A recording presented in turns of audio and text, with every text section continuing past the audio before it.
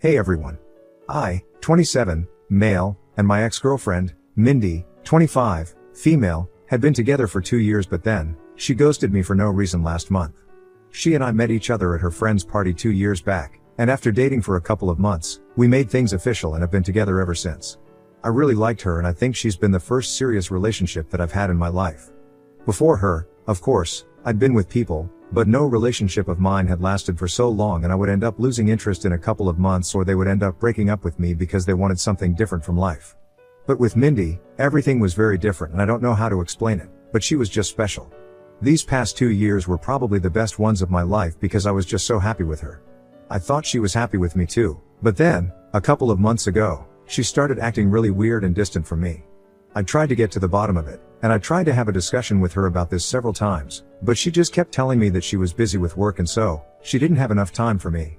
She had just started working at this new company and this was all apparently very stressful for her, so I decided to give her the space that she said she needed.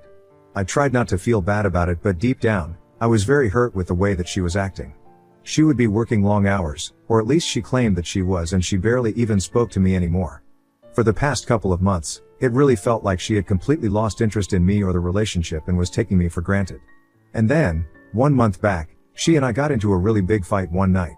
So, we don't live together, even though we have been together for so long. She lives a couple blocks away from me and traveling to each other's places takes like 20 to 30 minutes on average. She had come to my place after work and was complaining about how tired she was. So I suggested that we could move in together, since I had been planning on asking her to move in with me for quite some time anyway, but then, because of her behavior, I hadn't been able to. And that seemed like the perfect opportunity because her office was actually pretty close to my apartment. I thought that it would be convenient for us, but she declined and said that she would much rather live in her own apartment, and I found that response quite confusing because she had just been complaining about how long it took for her to get to her workplace in the mornings, and staying with me would solve this problem. I told her that I could make everything legal and add her onto the lease and split the rent and everything if that's what the problem was. But she then told me that she was just not interested in living with me, and that's when I got a bit upset. Because I don't know about her, but I was pretty serious about that relationship and I wanted to take it forward. We had been together for 2 whole years.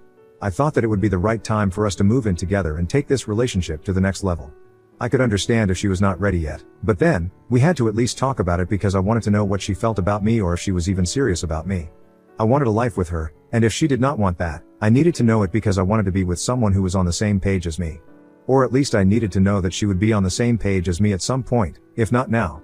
But when I tried to talk to her about this, she started yelling at me and said that I was trying to pressure her into moving in with me when she was just not interested or even ready yet. I tried to clarify that that's not what I was trying to do. I was just trying to see where she was in the relationship and have a discussion with her. I tried to be as calm and collected as possible, but she just kept screaming in my face and accused me of being insecure and jealous of her better life. So I lost it as well and I started fighting with her too. I ended up yelling at her and saying that she was not even serious about this relationship and told her that I wanted her to leave. So she grabbed her stuff and left that night. And after that, she blocked me everywhere and ghosted me completely. The next morning, when I woke up, I tried to call her to talk to her, but I was blocked. And then, while trying to contact her, I realized that she had pretty much blocked me in every single way that was possible. So then, I started panicking, and I decided to drive to her apartment. But when I got there, the landlord told me that she had packed her things last night itself and had even handed over the keys earlier because she said she would not be coming back. She had cleared the rent and ended the lease agreement beforehand, so this was not something that was a last-minute decision. I was shocked because this was a big deal and I thought that she would have spoken to me about it if she was moving out of her place. While I was in that state, I decided to try and contact a couple of her friends, but they had all blocked me as well.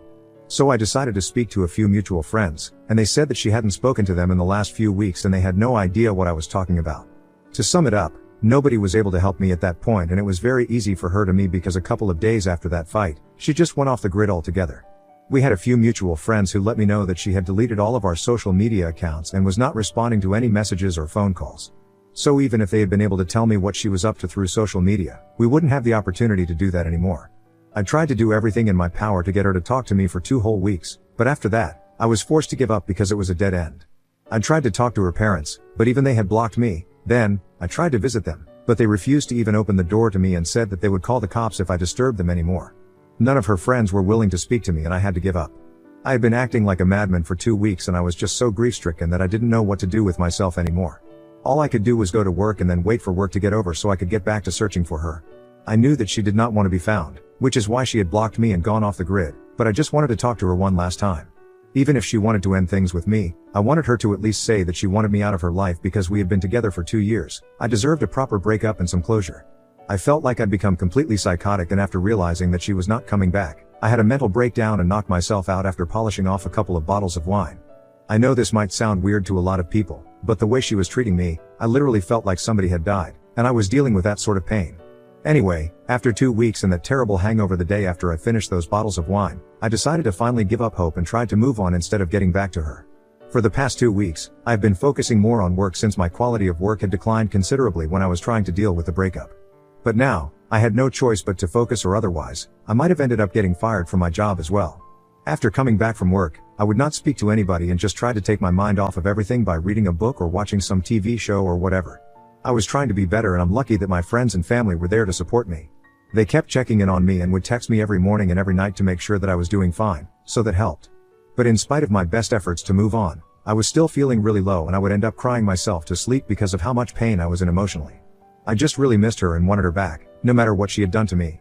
Anyway, I was going through a lot emotionally, and then, all of a sudden, I received news from a couple of friends that Mindy was back online, and the first thing that she had posted was a picture of her with another guy, and they were hugging, and she had written an entire paragraph in the caption to celebrate their 6-month anniversary.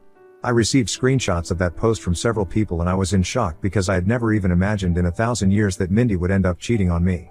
But there it was, and I could not even deny it because it was right in my face. I was extremely upset when I found out about it, and for a couple of hours, I didn't even know how to react. I was just numb, and I think I was blank about what to do next, and that continued for a couple of days until 6 days ago, when I finally decided that I couldn't just let this go. I had tried to be the bigger person and not do anything about it and move on, but I just felt so horrible about myself that I felt like I just had to do something about it. So I ended up begging a friend of mine to lend me his account because I wanted to stalk the guy she was with, and after a lot of convincing, they agreed to let me have their account since he followed her, and she had a private account on Instagram, so making a fake account would not do me any good. Anyway, after I had logged into his account, I started stalking the guy, and luckily, he had a public account. From his posts, I could figure out that he was quite wealthy, and most of his pictures were in exotic countries, on yachts with bottles of champagne, or him in tuxedos at extravagant parties. He definitely knew how to live it up, and it was impressive.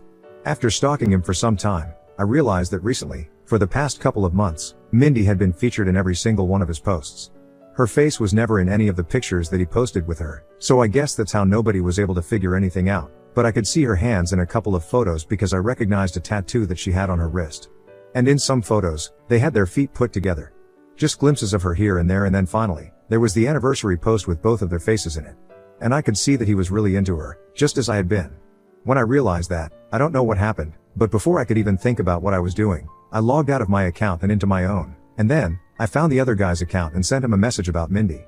I told him everything. How she had been with me for the past 2 years and how she had essentially been cheating on me with him, and he deserved to know.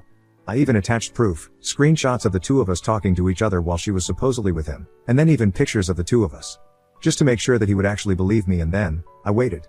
I didn't know what I was thinking, I just knew that it felt like the right thing to do at that moment. And 2 days after that, Mindy finally unblocked me, and I received a phone call from her, which I knew would come. Because he had seen my message, and I knew that I was about to get an earful. As soon as I answered her phone call, she started screaming at me and accused me of ruining her life.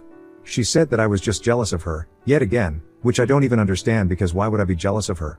She said that I couldn't stand to see her happy, and that's why I had gone out of my way to talk to her boyfriend and ruin their relationship, because now, not only was he breaking up with her, but she was also getting fired from her job because apparently, the guy that she was with was none other than the son of the chairman of the company that employed her.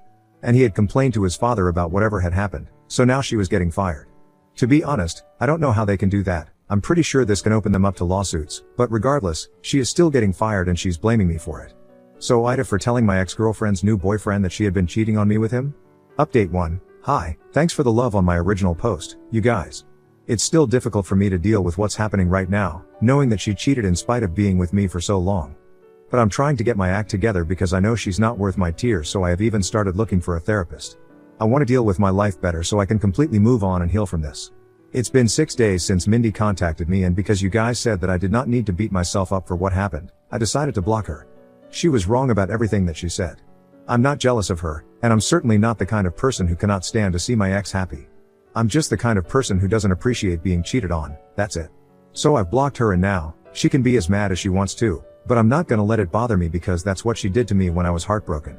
She has been going around and telling all of our mutual friends that I am the reason that she is getting fired so that she can get some sympathy. But I don't think it's working because for so long, she had not been in touch with any of our friends, out of the fear that they might find out about her relationship and expose her. And now, we all know the reality and I don't think anybody was falling for her act. She was trying to paint me as some really toxic guy who was constantly trying to manipulate her and control her life, which is why she was claiming that she had been cheating on me since she was not in a healthy relationship and she wanted something else. But nobody believes her because people know who I was as a person and that's enough for me, to be honest. She can say whatever she wants but as long as people know the truth and don't believe her, I'm not even gonna lift a finger to stop her. She has not tried to contact me after we spoke on the phone the last time and she blamed me for all of that stuff that was happening. I blocked her about 3 days after that, so she had the chance to speak to me if she wanted to say anything, but she didn't. So now, I really don't see the point of going around and telling our friends that I'm the bad guy here and they need to stop speaking to me because it's not making me look bad. It's just making her look really immature to everyone else since people are coming to me and telling me what she's doing and making fun of her. I guess she's just in such a terrible place in her life that she can't even make good decisions anymore, but let's be real, that was never her strong suit anyway, judging by what she has done to her life. Update 2. Hi, so I posted my last update just 2 days ago and today, I finally got a response from the other guy that she was seeing. I've got to say, that was really unexpected because he didn't respond to me for a really long time so I thought maybe he would just ignore my message. But a couple of hours ago, he responded with a text saying that he wanted to speak to me on the phone because he had a lot to talk about.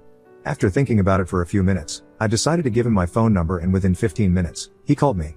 That was 2 hours ago and we just got off the call a couple of minutes back and I came straight to read it to tell you guys what I learned. He started off by telling me that he was really sorry about the things that had happened and I told him that I didn't care about that because it's not like he was at fault. Just like me, he had no idea either. So he had no reason to apologize. After that, he went on to tell me that for the past 6 months, he had been suspecting that maybe Mindy had something going on. And it was only recently that he stopped doubting her since Mindy had broken up with me so she didn't act that shady anymore. He had broken up with her immediately after reading my text because he knew that every single word of it was true since he had noticed the weird way that she would act at the beginning of the relationship and he didn't need to be told twice. So he confronted her after I sent him that message and she tried to deny everything, but it was very stupid of her to do that since there was literally proof of her cheating on me. Ultimately, she confessed that she had been with me, but tried to tell him that she had just been too scared to break things off with me because I was apparently so toxic that she thought I would try to get back at her in some really nasty ways and that's why she had been holding out on it. But she did not have any feelings for me and had just been pretending for the last 6 months. Thankfully, he did not believe a word of what she had said and insisted that she tell him the truth, so after a lot of fighting, she did agree that she had been cheating, but still tried to continue to be with him, and said that she deserved a second chance, which was just such nonsense. Anyway, he dumped her and he was miserable the past couple of days he hadn't been able to get back to me but now, he was feeling slightly better and could speak to me. He told me that after her boss had fired her, she immediately started blaming him for it. And he did not deny it. He did have a part to play in it, but it was not like what she believed was going on.